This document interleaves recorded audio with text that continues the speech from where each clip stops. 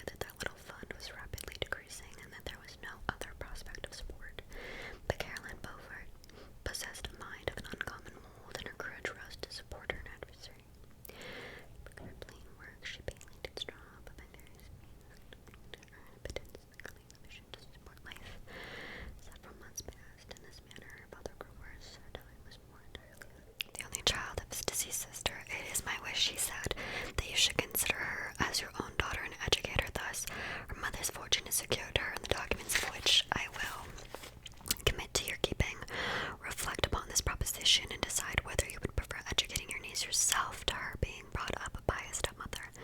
My father did not hesitate and immediately went to Italy that he might accompany the little Elizabeth to her future home. I have often heard my mother say that she was at that time the most beautiful child she had ever seen, and shewed the signs, even then, of a gentle and affectionate disposition. These indications and a desire to bind as closely as possible the ties of domestic love determined by my mother to consider Elizabeth as my future wife, a design which she had never found reason to repent.